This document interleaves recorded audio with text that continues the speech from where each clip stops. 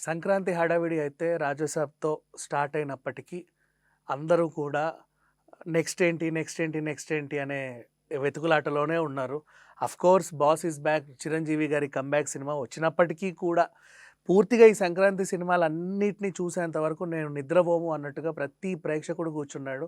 And అలాగే ఈ రోజుకి ఆల్మోస్ట్ అన్ని సినిమాల విడుదలైతే పూర్తయిపోయింది. నౌ మిగిలిన ఆఖరికి వచ్చిన ఈ 2 సినిమాలు కూడా ఎలా ఉన్నాయో మాట్లాడుకుంటే, నిన్న ఆల్రెడీ రవితేజ గారు ఆహ్, తన మ్యాజిక్ ప్రూవ్ చేశాడు. రవితేజ కూడా కమ్‌బ్యాక్ ఇచ్చాడు అని చెప్పేసి అందరూ కామెంట్లు చేశారు. అండ్ ఇక అందరూ చూస్తే చిరంజీవి గారి సినిమా అయినా, రవితేజ గారి సినిమా అయినా, 'నారి నారి నడుమ మురారి' అయినా, ఈవెన్ నవీన్ పోలిశెట్టి 'అనగనగా ఒక రాజు' అయినా, ఈ నాలుగిట్లో కూడా పెద్దగా కథ అనేది ఏమీ లేదు. కథ అంటే ఇది స్క్రిప్ట్ ఇట్లా ఇప్పుడు అఫ్‌కోర్స్ 'రాజసాబ్‌లో' అంటే ఒక మైండ్ గేము అది ఇది మేము బాగానే తీసాము మీకే సరిగ్గా అర్థం కాలేదు అని ఒక డైరెక్టర్ చెప్పినప్పటికీ, ఇక్కడ విషయం ఏంటంటే ఏ జోలికి వెళ్ళల. ఒకటే ఒకటి సింపుల్. సీనియర్ హీరోలు అయితే వాళ్ళ వింటేజ్ లుక్‌లోకి వెళ్ళామా, వాళ్ళ స్టైల్‌లో ఉండేటువంటి కామెడీని మనం డెలివర్ చేయగలిగామా అంతే. ఇకపోతే కుర్ర హీరోల సినిమాలు వీళ్ళ చేత కూడా చాలా సింపుల్ ప్రయోగాలైతే చేశారు. మొదట మనం 'అనగనగా ఒక రాజు' సినిమా గురించి అయితే మాట్లాడుకుందాం. ఎప్పటినుంచో నవీన్ పోలిశెట్టికి ఒక ప్రత్యేకమైన మార్క్ పడిపోయింది. జాతిరత్నాలతో మనకి తెలిసినప్పటి నుంచి మనకు తెలుసు అంతే.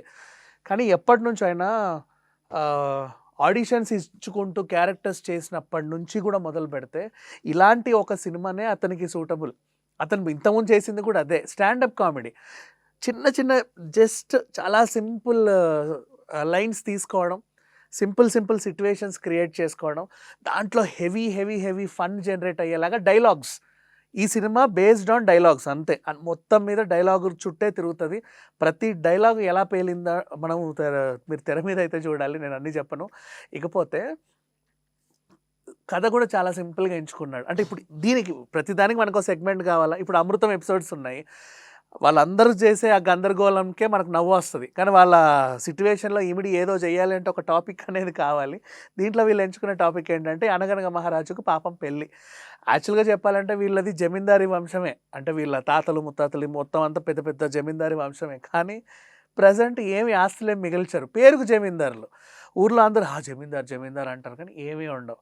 మరి నాకు డబ్బు కావాలి, ఏదో రకంగా ఏదో సంపాదించాలి. మరి ఏం చేయాలి అంటే ఒక మంచి మహారాణిని పెళ్లి చేసుకుంటే బావుండు అని తాపత్రయపడే ఒక యువకుడి క్యారెక్టర్ ఇది.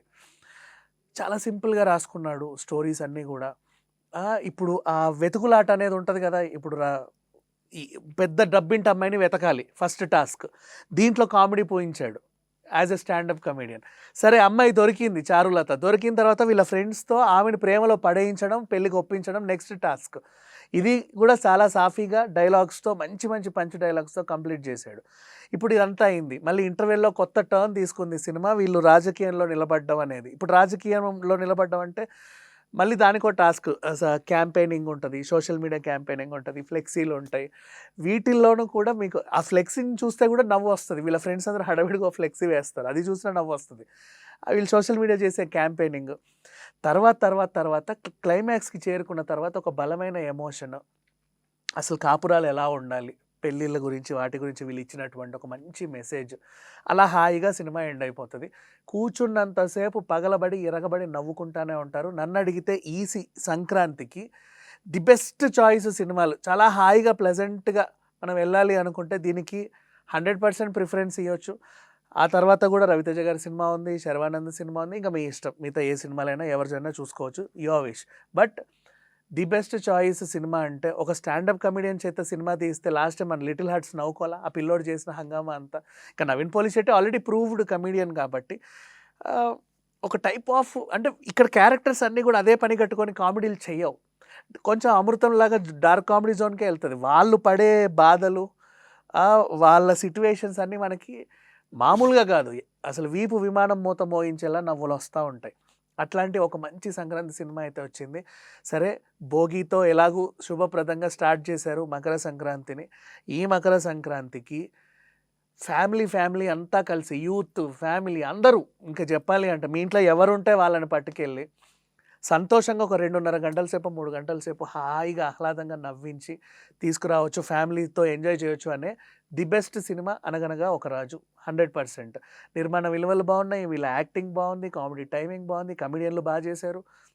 అండ్ స్క్రీన్ ప్లే కానీ, ఆ డైలాగ్స్ కానీ, each and everything, even songs, background music గూడా అన్నీ పుష్కలంగా కుదిరాయి ఈ సినిమాకి చెప్పాలి అంటే. నా దృష్టిలో ఈ సినిమాకి రేటింగ్ ఇవ్వదలుచుకుంటే అశ్లీలత, అసభ్యత, డబుల్ మీనింగ్ డైలాగులు ఏమీ ఉండవు. క్లీన్ అండ్ క్లియర్ కామెడీని ఫ్యామిలీతో సహా హ్యాపీగా ఎంజాయ్ చేయొచ్చు. 5/5 రేటింగ్. అందరూ గూడా కుటుంబ సభ్యులతో మనస్ఫూర్తిగా ఎళ్లి చూడదగ్గ సినిమా ఇది. Thank you so much.